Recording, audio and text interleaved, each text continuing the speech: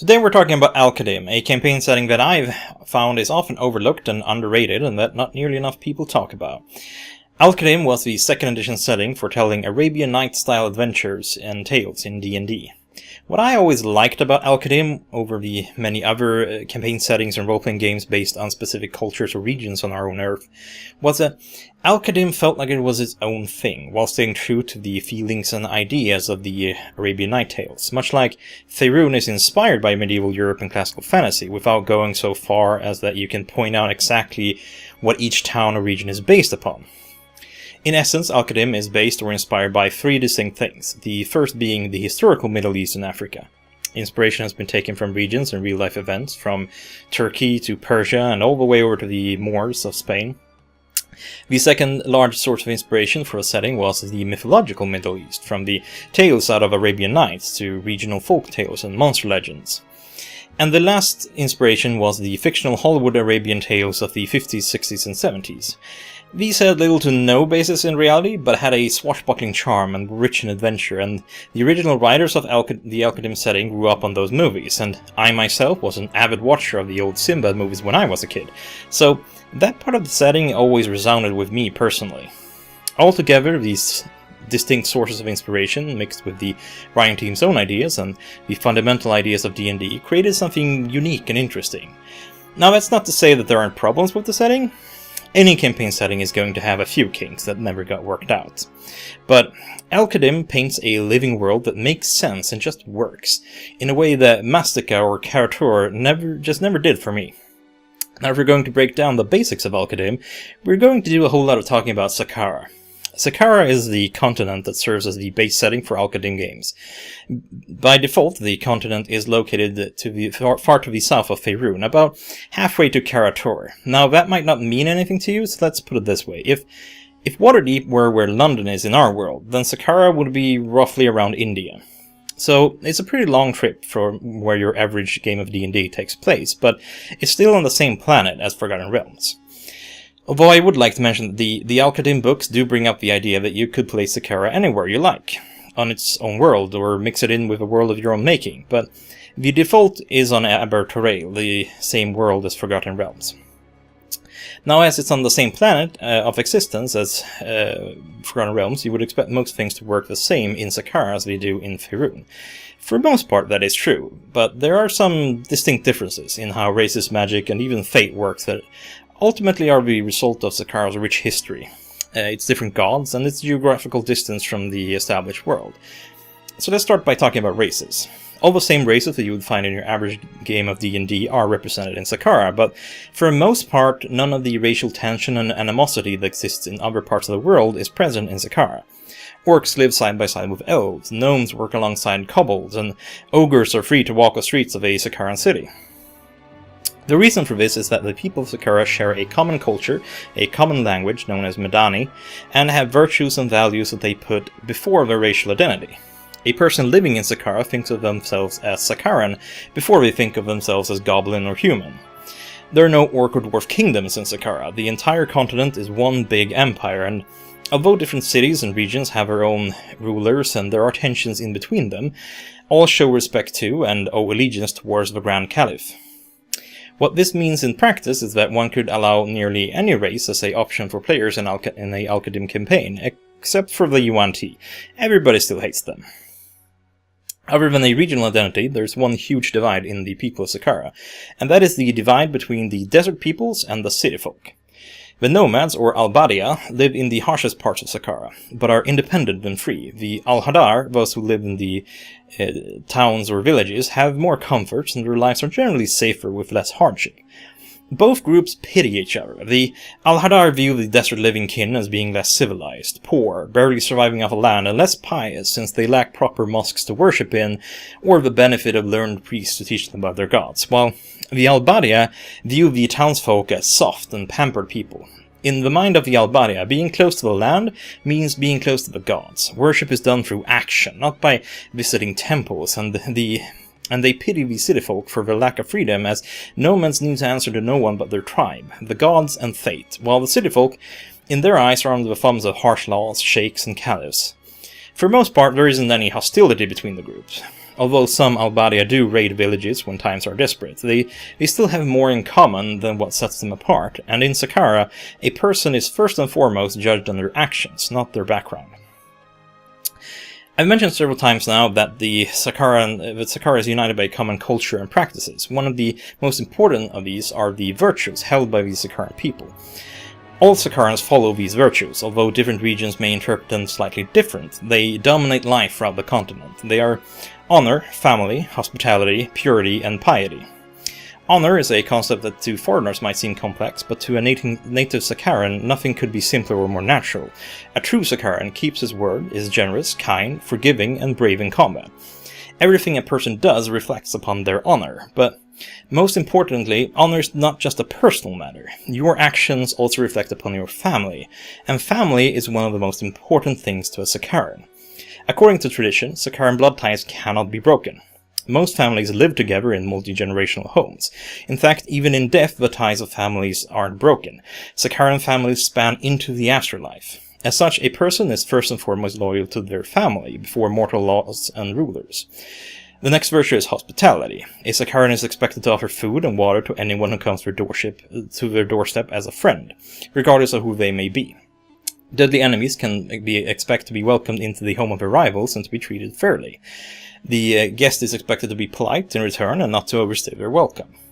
At the most, a person can expect to stay 3 days as a guest. Unless it's obvious the host cannot provide for them, then it's customary for the guest to excuse themselves after the first night. 3 days might seem like an arbitrary number, but it comes from the bond of salt. The sharing of salt is seen as a sacred bond, and as long as the salt is in the guest's body, normally 3 days, they will be safe. Neither party of the bond may hurt each other, so a Saqqaran wouldn't be able to accept the offer of hospitality and then attack their hosts without hurting their honor. For the most part, the sharing of salt is not a literal act for Saqqarans. Any offer of food or water is seen as the bond of salt to a modern Saqqaran. It is also considered extremely rude to request hospitality. The next virtue shared by Saqqarans is purity.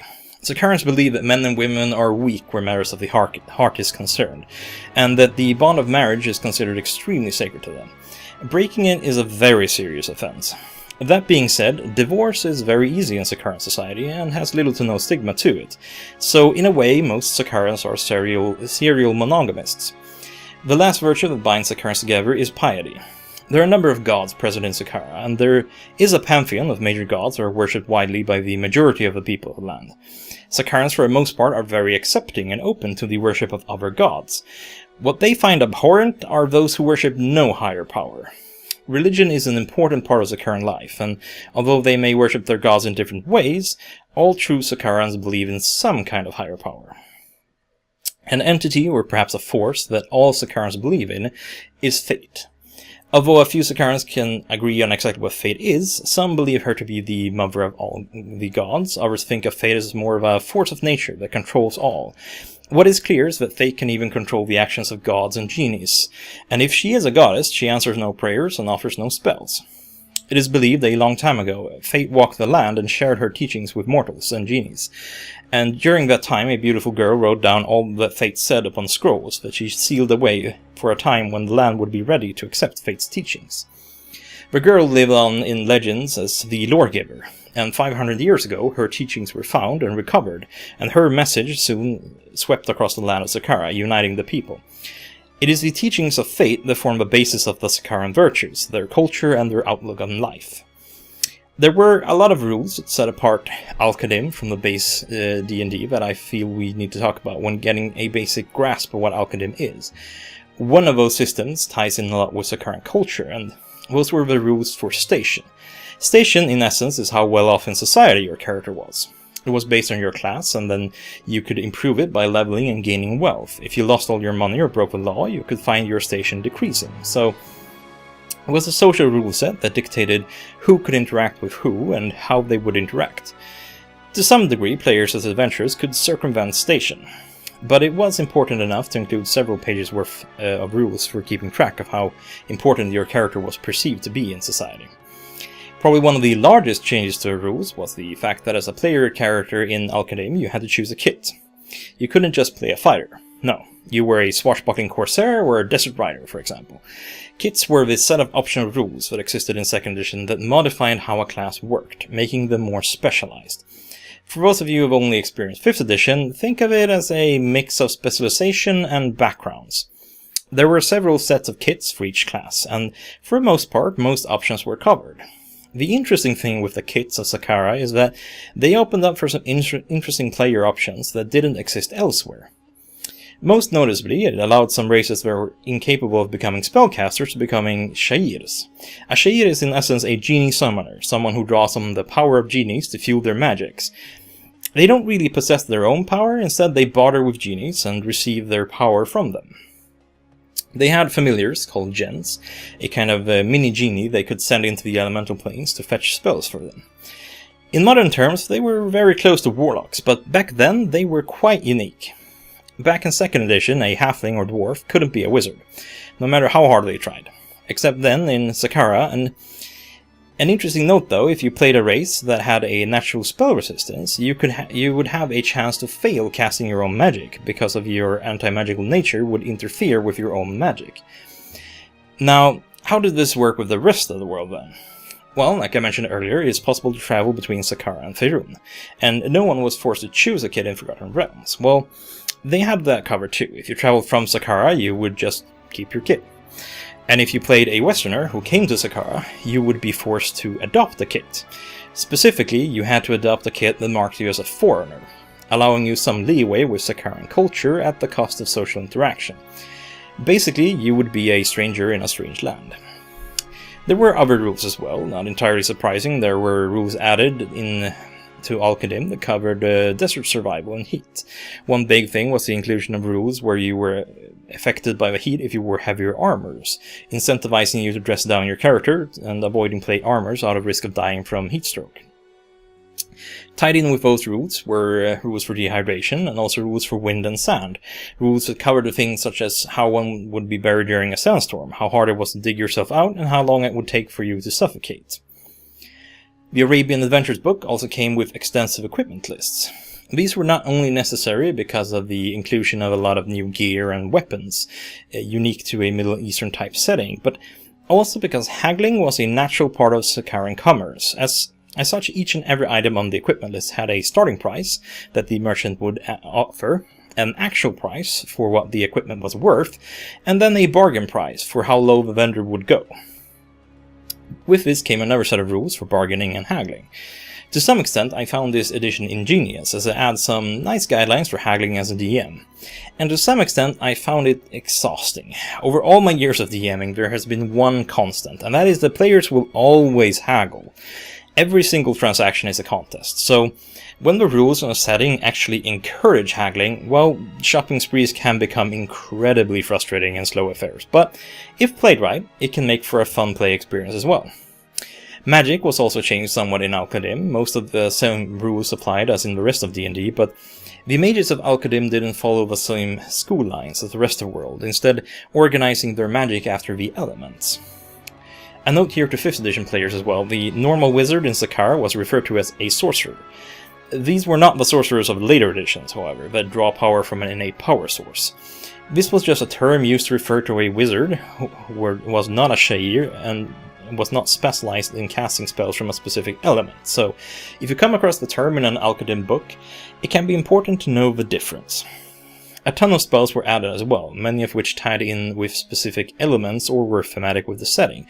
A lot of these are quite interesting, but I'm not going to go through them all here, as there's about 40 pages worth of them in the book, and they added a whole bunch of magical items as well in the Land of Fate box set that were unique to Al-Qadim. The last rule that they had to have that set apart Al-Qadim from your average D&D setting was the Evil Eye. Now this is not the same Evil Eye as the Vistani and Ravenloft. No, the Evil Eye of Al-Qadim is the consequences suffered by those who fail to be humble. The people of Saqqara believe that the Evil Eye is cast upon mortals by genies, who take offense at them for being haughty and full of themselves. Whenever you were praised, and failed to somehow show humility, there was a chance that a genie would take offense, and you would be inflicted by the Evil Eye. Fortune and fate would no longer smile upon your character, and you would have bad luck in all your dealings, giving you negative modifiers on pretty much everything you did. The only way to break the evil eye was a remove curse or quest spell, both of which were hardly commonplace. There was a low-level spell that would protect the person from the evil eye, but it did nothing once a curse had actually taken effect. So if you ever find yourself in an Al-Qadim game, best not to brag too much, or you may find your character crippled. I think that will do for now. I hope you enjoyed this little introduction to Al-Qadim. I'm going to talk more about the setting soon, so if you're dying to hear more about Al-Qadim and its lore, then stay tuned to the channel. And as always, if you enjoyed my video, then please leave a like. And if you want to support my channel, then please share this video with your friends or on social media. It really helps out a lot, as content creators are often discouraged to share their own media on forums and Reddits and the like, so you can also check out my DM's Guild products or follow me on Tumblr or Twitter. Links to all of that in the description. Until next time, Dungeon Delvers.